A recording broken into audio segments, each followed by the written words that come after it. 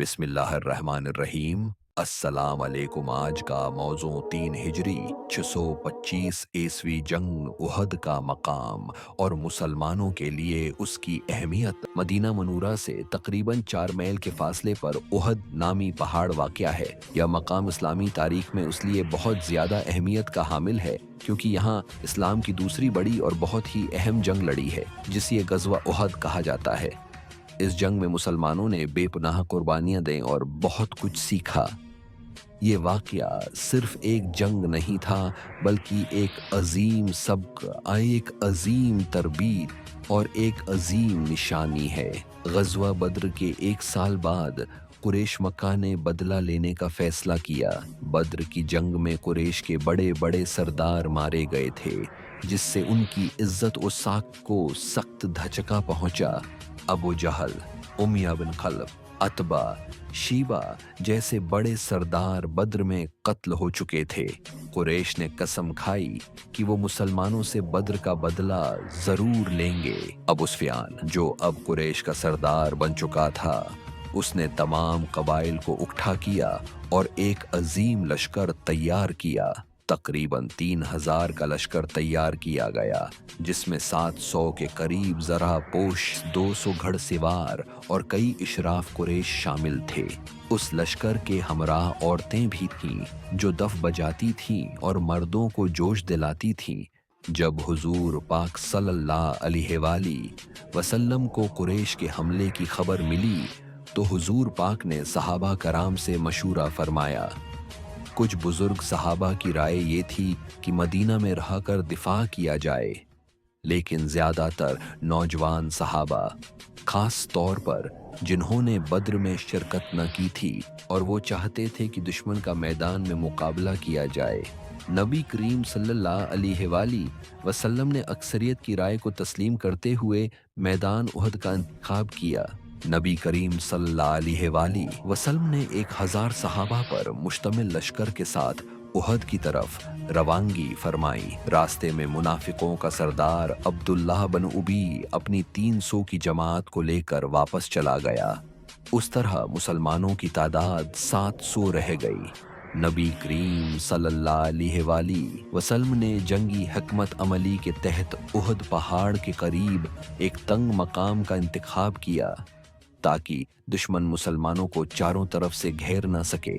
ایک اہم مقام پہاڑی درہ تھا جس پر حضور پاک نے 50 تیراندازوں کو حضرت عبداللہ بن جبیر کی قیادت میں مقرر فرمایا اور فرمایا، تم یہاں سے ہرگز نہ ہٹنا، خواہ ہم جیت جائیں یا ہار جائیں، جب تک میں تمہیں حکم نہ دوں۔ جنگ کا آغاز قریش کے سب سے پہلوان طلحہ بن ابی طلحہ نے میدان میں آ کر مبارزت کا چیلنج دیا۔ حضرت علی رضی اللہ عنہ نے اس کا مقابلہ کیا اور اسے قتل کر دیا۔ اس کے بعد یکے بعد دیگرے کئی قریشی پہلوان مارے گئے اور جنگ باقاعدہ شروع ہو گئی۔ ابتدائی مرحلے میں مسلمانوں کو زبردست کامیابی حاصل ہوئی۔ قریش کے سپاہی پسپا ہونے لگے اور مسلمان فتح کے آثار دیکھ کر خوش ہو گئے۔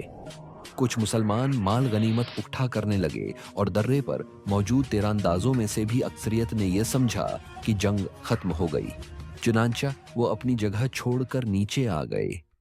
حالانکہ حضرت عبداللہ بن جبیر انہیں روکتے رہے۔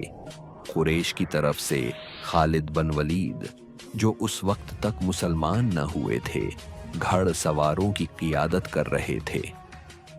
انہوں نے فوراً موقع غنیمت جانا اور خالی درے سے گھوم کر مسلمانوں پر پچھلی طرف سے حملہ کر دیا۔ اس حملے سے مسلمانوں کی صفیں بکھر گئیں۔ قریش کی عورتیں دف بجاتی ہوئی میدان میں آئیں۔ مسلمان جنہیں فتح سمجھ کر خوشی ہو رہی تھی، اچانک 2 طرف سے گھیرے میں آ گئے۔ اس موقع پر دشمن نے نبی کریم کو نشانہ بنایا۔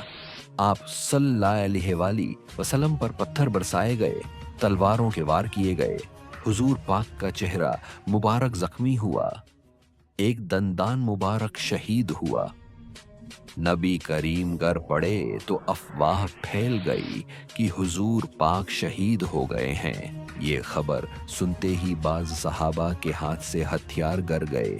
लेकिन फिर हजरत काब बन मालिक रजी अल्लाह अन्हा ने आवाज दी, लोगो, रसूलुल्लाह सल्लल्लाहु अलैहि वसल्लम जिंदा हैं, मैंने उन्हें अपनी आंखों से देखा है।